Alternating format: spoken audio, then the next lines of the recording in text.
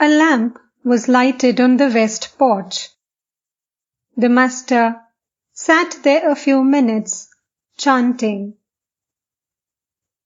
Horiom, Horiom, Horiom,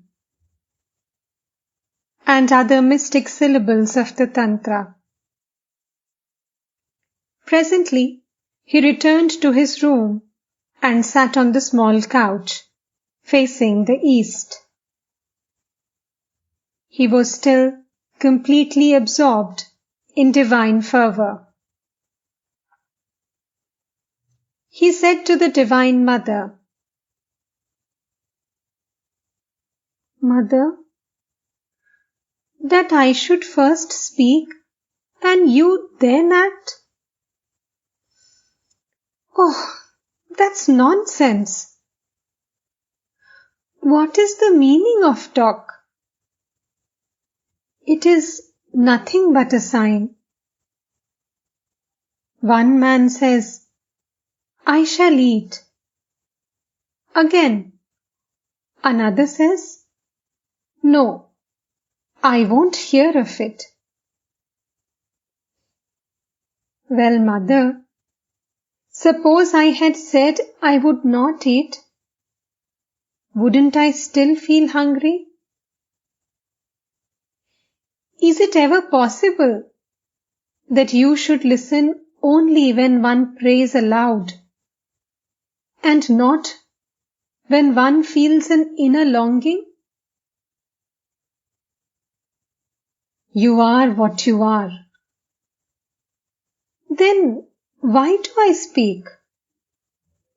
Why do I pray? I do as you make me do. Oh, what confusion! Why do you make me reason?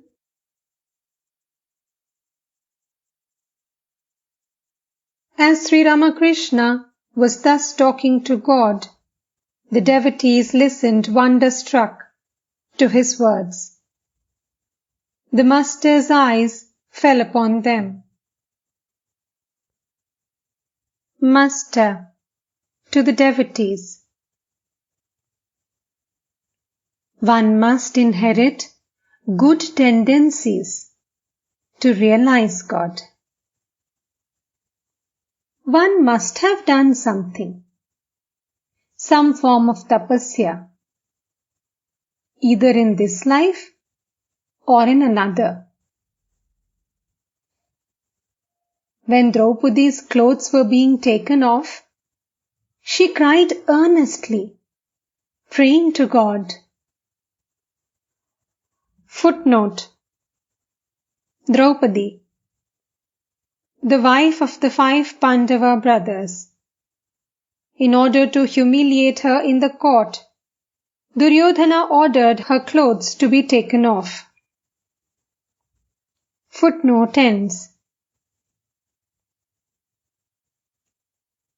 God revealed himself to her and said, Try to remember whether you have ever made a gift of cloth to anyone. Then your modesty will be preserved. Draupadi replied, Yes, I remember now. Once a rishi was taking his bath when his loincloth was carried away by the current. I tore off half my cloth and gave it to him. Thereupon the Lord said, Then you have nothing to fear. M was sitting on the small foot rug. Master, to M. You have understood what I said. M. Yes, sir. You spoke about inherent tendencies. Master. Repeat what I said. M repeated the story of Draupadi. Hazra entered the room. He had been living with Sri Ramakrishna in the temple garden for the past 2 years and had first met the master in 1880 at Sihor in the house of Hriday, the master's nephew. Hazra's native village was near Sihor, and he owned some property there. He had a wife and children, and also some debts. From youth, he had felt a spirit of renunciation and sought the company of holy men and devotees. The master had asked him to live with him at Dakshineshwar and looked after his necessities. Hazra's mind was a jumble of undigested religious moods. He professed the path of knowledge and disapproved of Sri Ramakrishna's attitude of bhakti and his longing for the young devotees.